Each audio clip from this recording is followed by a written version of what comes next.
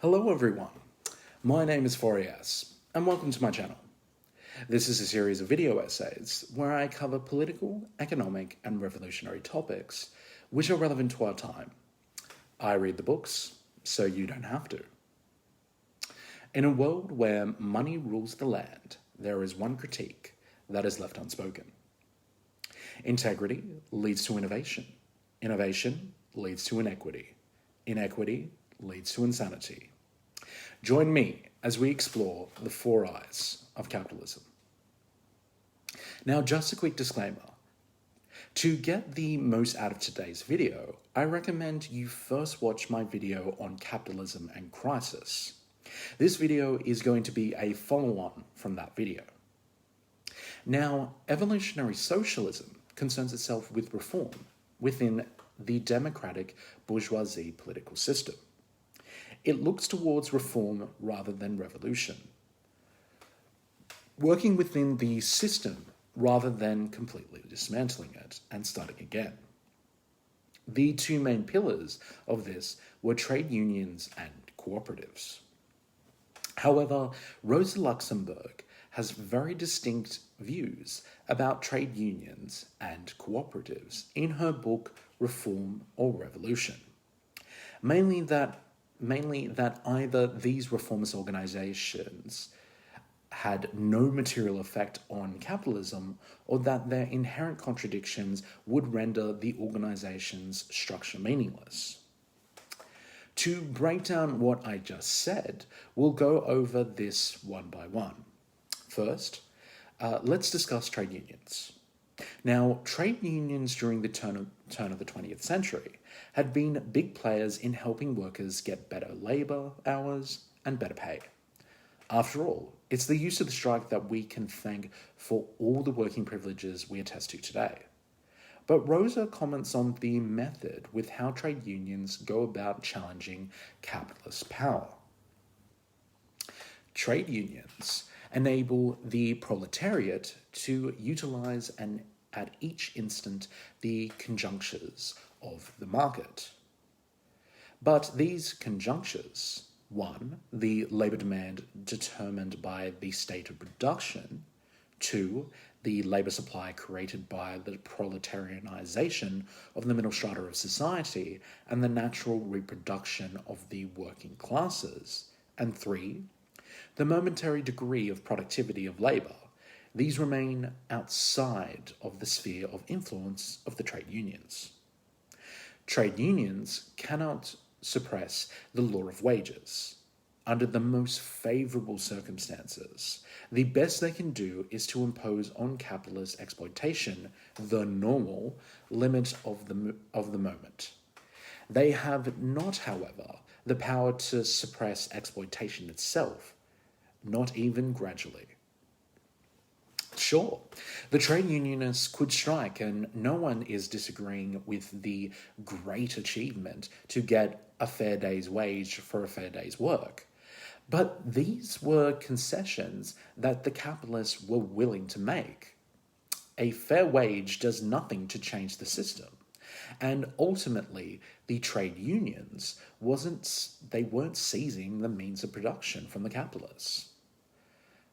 A point to consider for sure.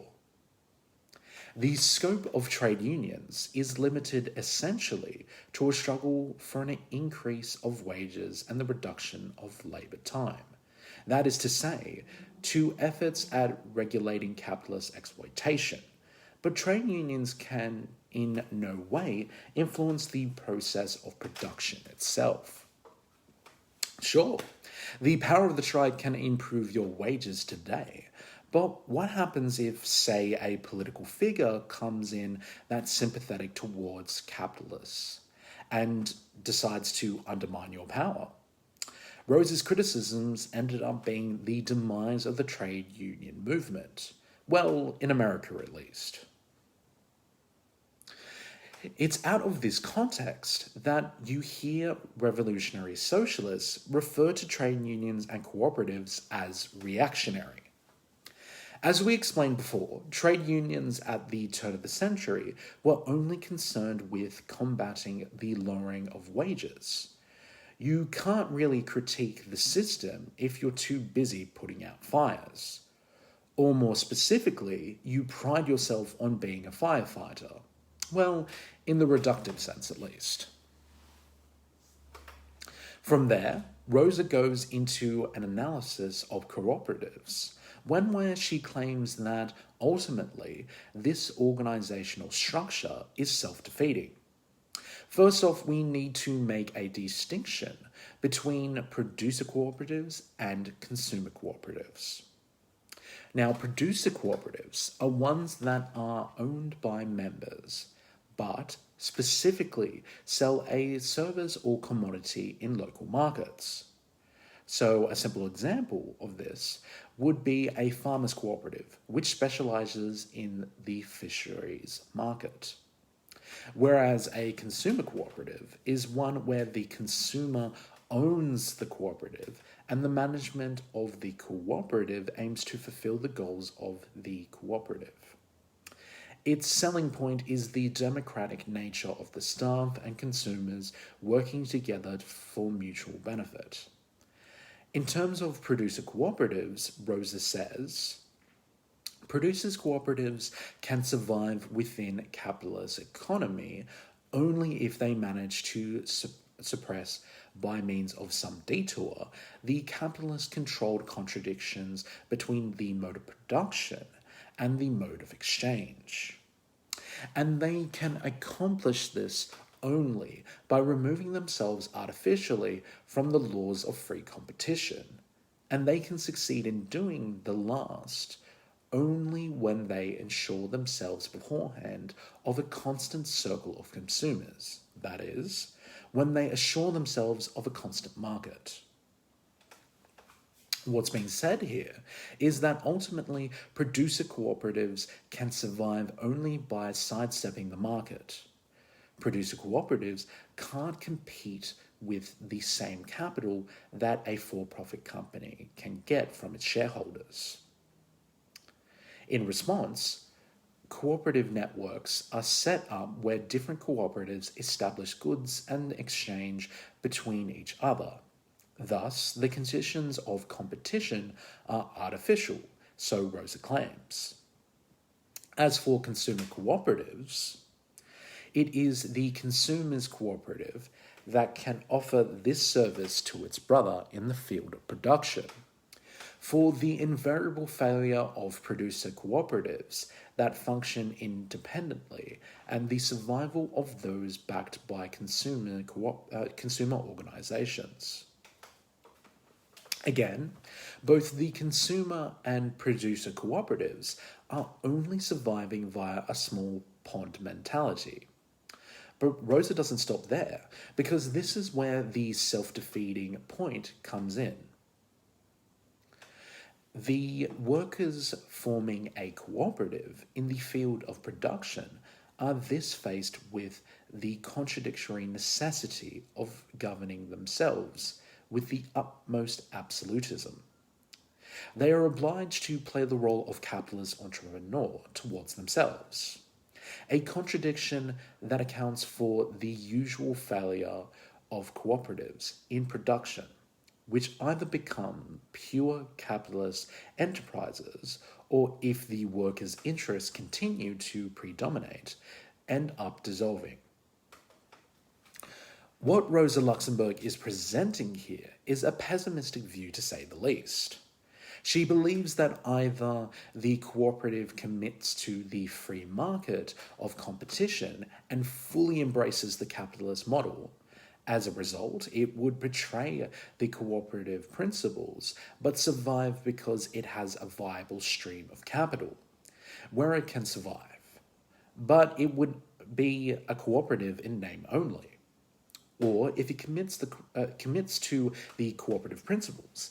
These are the Rochdale principles, such as the ones that I'm displaying right now. Feel free to pause the video and have a look. So if they do commit to these principles, they will not have the capital necessary to compete in the market and will invariably dissolve. Now, don't get me wrong. These were valid criticisms and should be taken on board. But an even more pertinent question should be raised. Are these criticisms helpful?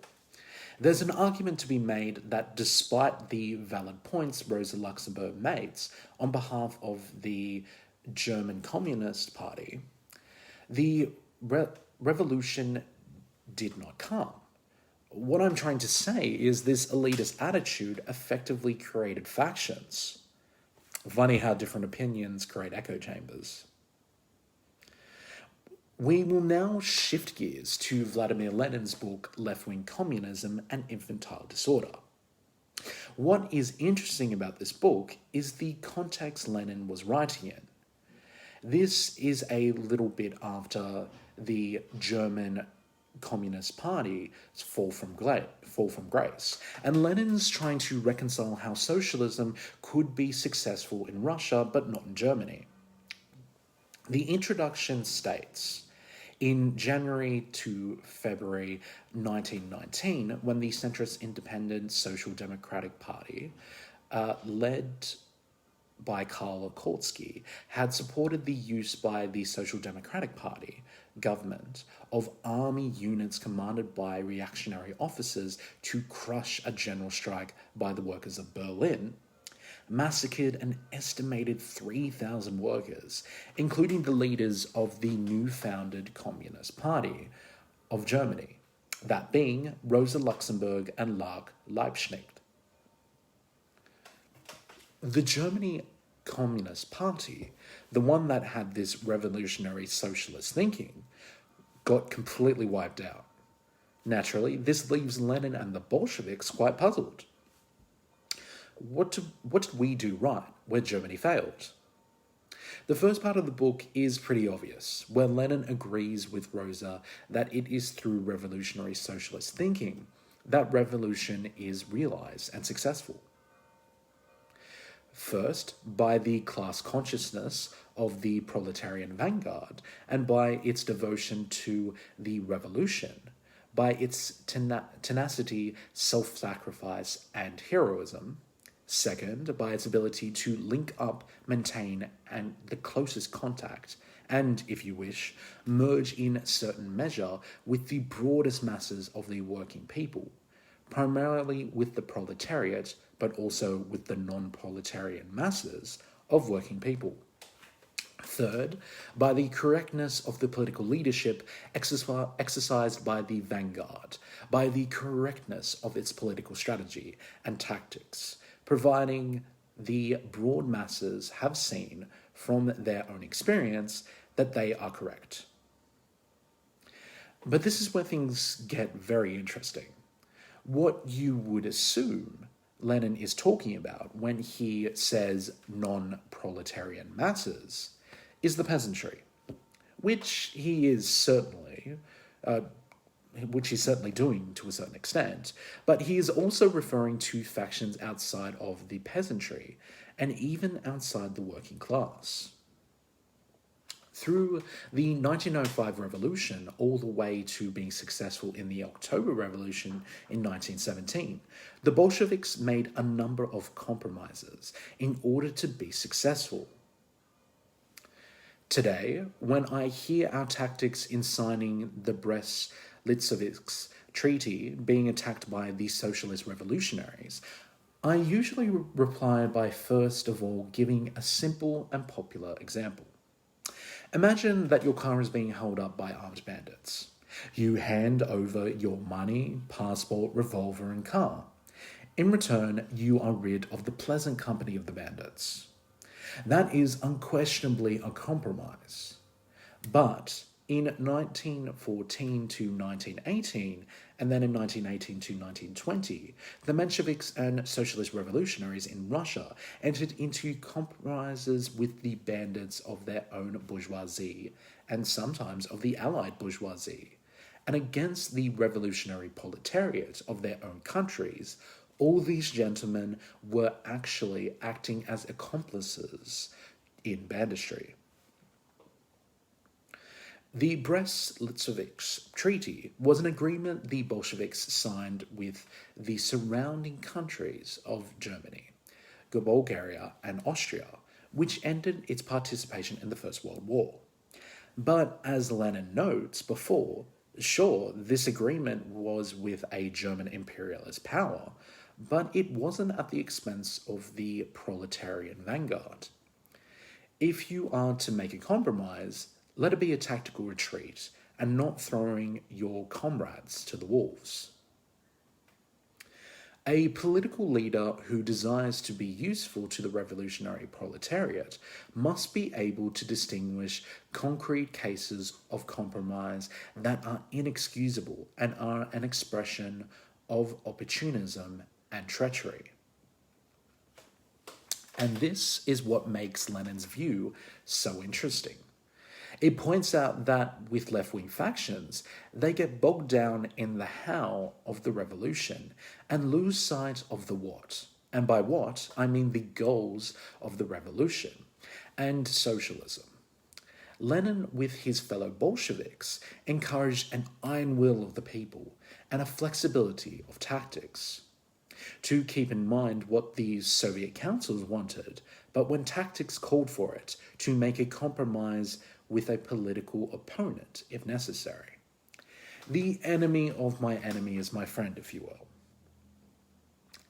And this is made more clear later on in the book, because Lenin points out in the later chapters whether the Russian Communist Party should work with reactionary trade unions, sham parliaments, and even the bourgeoisie itself. However, each time he comes back with this same answer. If the politics of the day call for it, and we are consistent with who we are, then so be it. Let's take an example. Should the Bolsheviks work with reactionary trade unions?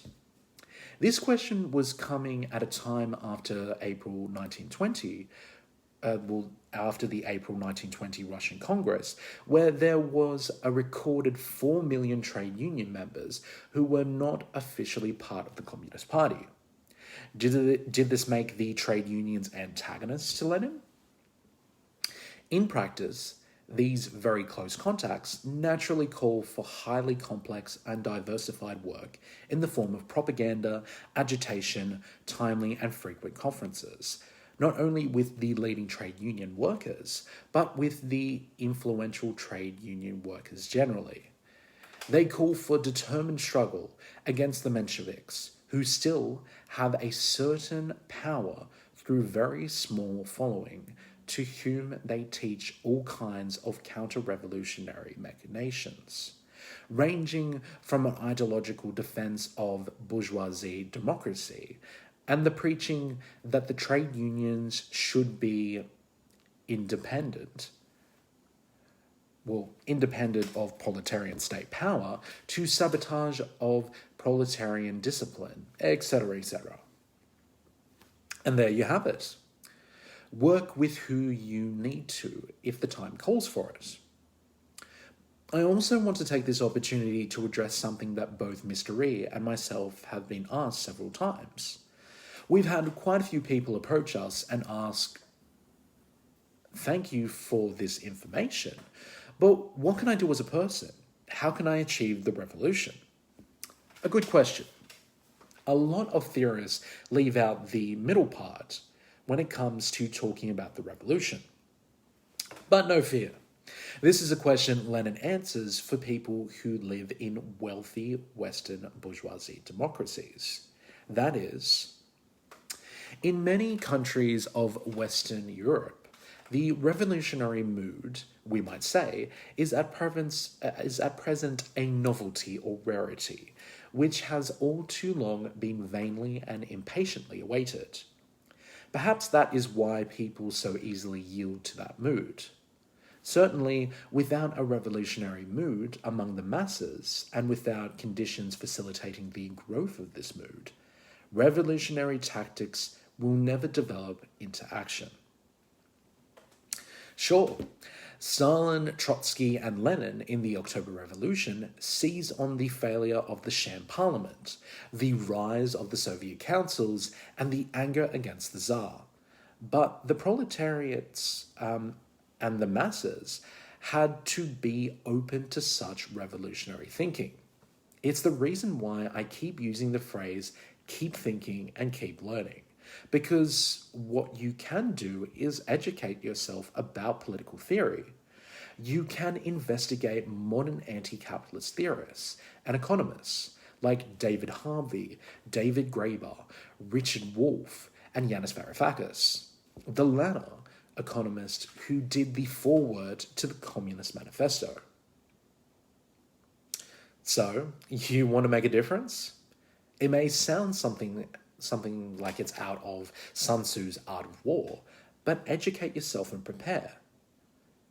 Be part of the vanguard and be ready for the revolution. Now, if you thought that was interesting, then like, share, and subscribe. But remember, folks, keep thinking and keep learning. Goodbye till next time.